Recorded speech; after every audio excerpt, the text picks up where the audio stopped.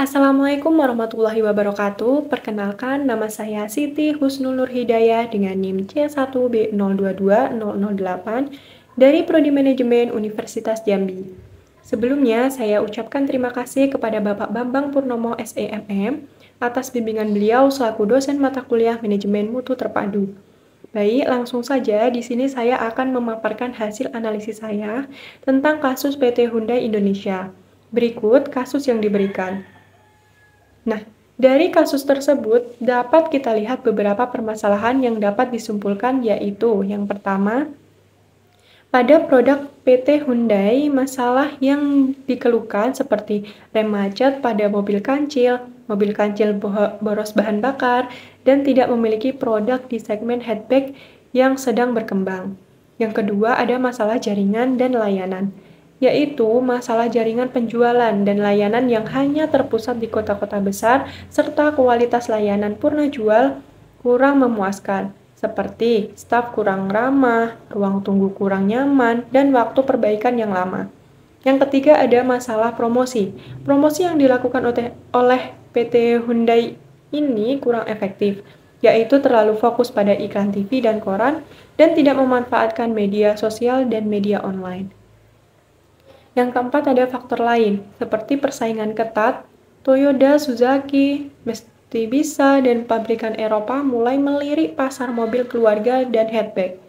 Serta faktor lainnya yaitu perubahan tren pasar. Masyarakat saat ini lebih memilih mobil yang hemat bahan bakar dan juga terjangkau.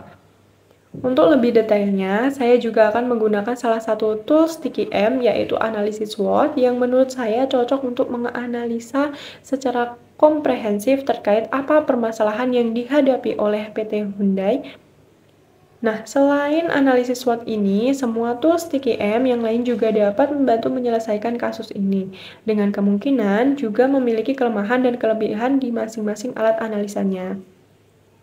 Saya juga akan memberikan solusi yang saya tawarkan sebagai Direktur PT Hyundai Indonesia kepada kantor pusat untuk memperbaiki kinerja perusahaan yang saya pimpin. Berikut analisa tentang kasus ini dengan menggunakan analisis SWOT. Yang pertama yaitu ada kekuatan.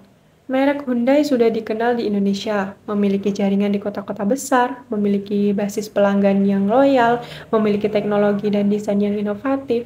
Nah, ada juga yang kedua yaitu ada kelemahan. Kelemahan dari produk ini yaitu produk kancil memiliki masalah pada pengereman dan efisiensi bahan bakar, tidak memiliki produk di segmen hatchback yang sedang berkembang, jaringan penjualan dan layanan yang terbatas, kualitas layanan purna jual yang kurang memuaskan, dan promosi yang kurang efektif.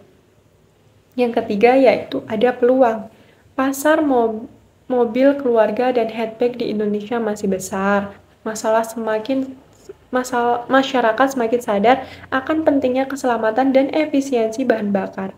Media sosial dan media online dapat digunakan untuk promosi agar lebih efektif. Yang keempat ada ancaman. Persaingan yang ketat dari Toyota, Suzuki, Mitsubishi, dan pabrikan Eropa. Perkembangan teknologi mobil yang semakin cepat dan perubahan tren pasar otomotif. Berdasarkan analisis SWOT tadi, berikut ada beberapa solusi yang dapat saya tawarkan kepada kantor pusat. Yang pertama, meningkatkan kualitas produk seperti memperbaiki masalah pengereman pada mobil kancil, meningkatkan efisiensi bahan bakar mobil kancil, dan mengembangkan produk baru di segmen hatchback. Yang kedua, yaitu memperluas jaringan dan layanan dengan membuka cabang di daerah-daerah yang belum terlayani dan meningkatkan kualitas layanan purna jual. Yang ketiga, yaitu melakukan promosi yang efektif dengan memanfaatkan media sosial dan media online untuk promosi dan menawarkan program promo yang menarik. Yang keempat, yaitu meningkatkan daya saing dengan melakukan riset dan pengembangan untuk menghasilkan produk yang lebih kompetitif dan menawarkan harga yang lebih terjangkau. Selain solusi tadi, PT Hyundai Indonesia juga dapat mempertimbangkan untuk yang pertama, meningkatkan budaya perusahaan yang fokus pada kualitas dan kepuasan pelanggan. Yang kedua, memberikan pelatihan kepada karyawan untuk meningkatkan keterampilan dan pengetahuan mereka. Yang ketiga, membangun hubungan yang kuat dengan pemasok dan dealer. Yang terakhir yaitu melakukan riset pasar untuk memahami kebutuhan dan keinginan pelanggan. Nah, PT Hyundai Indonesia perlu melakukan beberapa langkah strategis untuk dapat bertahan dan bahkan kembali menjadi penguasa nomor satu otomotif di Indonesia. Dengan melakukan langkah-langkah tersebut, PT Hyundai Indonesia dapat meningkatkan daya saing dan kembali menjadi pemimpin pasar otomotif di Indonesia. Mungkin itu saja yang dapat saya sampaikan, kurang dan lebihnya saya mohon maaf, saya akhiri.